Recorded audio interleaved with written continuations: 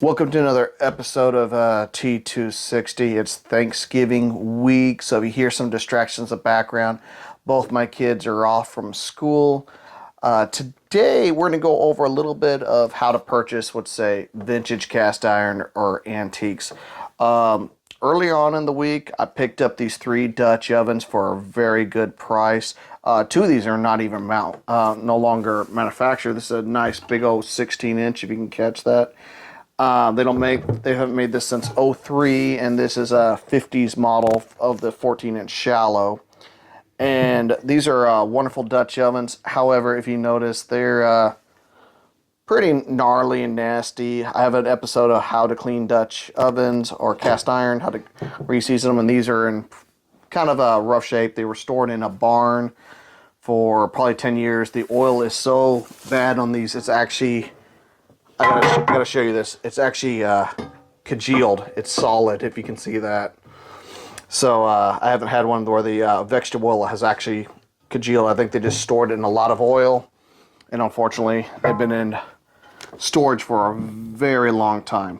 But as rough as they look, they're still actually in good shape. They'll take some work. It'll be probably a couple days for each one, but these are still good Dutch ovens, and that's where we start off on our episode today. Okay, let's start with a couple of things when it comes to antiques versus vintage. If it's 100 years or older, it's an antique. If it's 20 years or older, it's vintage. Now we got that out of the way. Let's find out where can you go shopping for these. Now, regardless of be pans or Dutch ovens or whatever vintage cast iron you're looking for, there's a couple places I like to go. eBay, Etsy, Facebook Market. These are digital places you can go find them, but also you can find them at flea markets and antique shops. Now, when shopping at flea markets or antique shops, it's a little bit easier because you can take a good look at what you're looking at. Things you need to be looking at is cracks, and if the object is warped. You cannot fix a warped pan at all. I've actually tried. It's cast, so if you try to pound it or even heat it up and try to warp it back into place, it will crack and permanently be destroyed. So those are things you need to look at. Look thoroughly at it. Also, another thing you might want to look at is, do they have a return policy?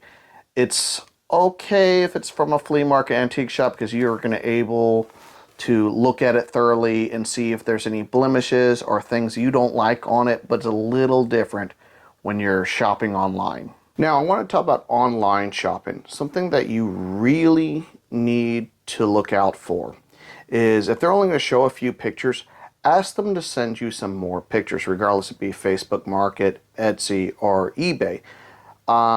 Some may not, and you may not want to purchase it from them, but if they are willing to send more pictures, have them send as many as you need, because since you can't physically touch the item, you want to be able to see if there is a crack or a warp. And if they don't have a return policy, if they say 0 returns, I just simply do not purchase it, and I'm going to show you here in a minute. So what I have in front of me is a rare vintage Lodge 20-inch skillet. And my beautiful, wonderful wife got me this as a gift. I like vintage cast iron, and I did not have a 20-inch skillet. Unfortunately, she did not notice. They said it was slightly warped on the bottom, and they had 0 returns. And apparently it was slightly warped. This is what they're referring to. Yeah, they're not supposed to spin like that at all.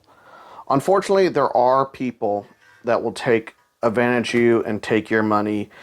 I was unable to return this. My wife felt bad, but that's okay. She had a good, kind heart, and she went and wanted to surprise me with this pan.